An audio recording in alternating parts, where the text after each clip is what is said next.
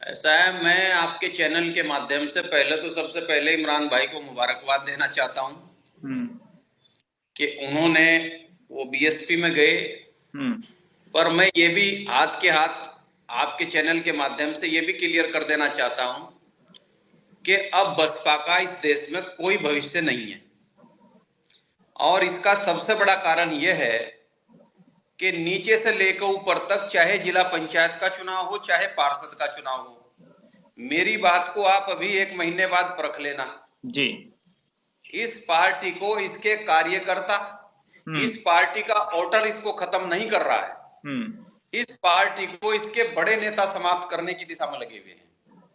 अगर बीएसपी के अंदर पैसे का लेन देन ना शुरू होता, 6 दिसंबर 1992 को एक बहुत बड़ी प्लानिंग के तहत ओबीसी के लोगों को 52% आरक्षण ना मिले, 26 नवंबर 1992 को मंडल कमीशन पर फैसला आया। 26 नवंबर 1992 को। जी। अब ये जो फैसला था, ये पूरा फैसला संविधान के खिलाफ था, क्योंकि संविधान ओबीसी को 52% हिस्सेदारी देने की वकालत करता है। ये मैं गलतफहमी दूर कर रहा हूं उन लोगों की जो ये कहते हैं कि हमारी बदौलत बसपा बढ़ी। समाजवादी पार्टी पूरी तरह से खत्म, लेकिन काशीराम साहब ने प्रैक्टिकल किया और 1993 में ही नेताजी को उत्तर प्रदेश का मुख्यमंत्री बनाया। ये बात मैं इसलिए कह रहा हूं कि जो ध्रुवीकरण भाजपा ने उस समय पैदा किया था, मस्जिद तोड़ करके पूरे देश में एक लहर बनाई थी, लेकिन काशीराम जी ने उस लहर की हवा उत्तर प्रदेश में निकाल दी थी। इसको बोलते हैं लीडर, इसको बोलते हैं नेता। तो मुलायम सिंह जी नेता बन गए, मुख्यमंत्री हो गए उत्तर प्रदेश के, और काशीराम जी को दिल्ली में प्रधानमंत्री बनना था।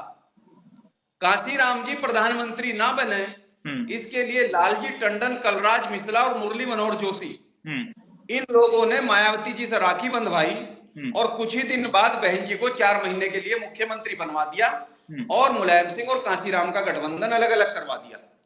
ये बात मैं आपको इसलिए कह रहा हूं सहारनपुर की राजनीति से कि आज की जो परिस्थितियां हैं, सारा मामला होता है लीडर के ऊपर। एक लीडर वो होता है जो हारी हुई बाजी को भी जीत में बदल सकता है, और एक नेता के पास सारे संसाधन होने के बावजूद भी उस समय काशीराम जी इतनी बड़ी लहर को हटा करके सपा बसपा की सरकार बनवा रहे हैं।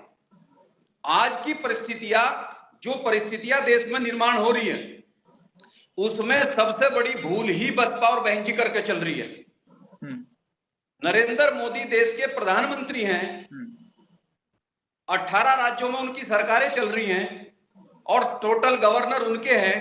हाईकोर्ट और सुप्रीम कोर्ट में उनके 99% समर्थक जज बैठे हुए हैं जी।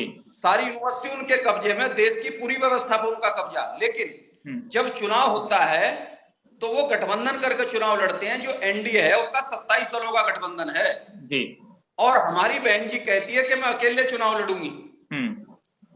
तो इससे साबित होता है कि बहन जी खुद ही इस देश में बीजेपी को जितवाने का काम कर रही है। इसलिए इमरान भाई नहीं, अभी और भी बड़े बड़े मुस्लिम नेताओं को बसपा ज्वाइन कराई जाएगी।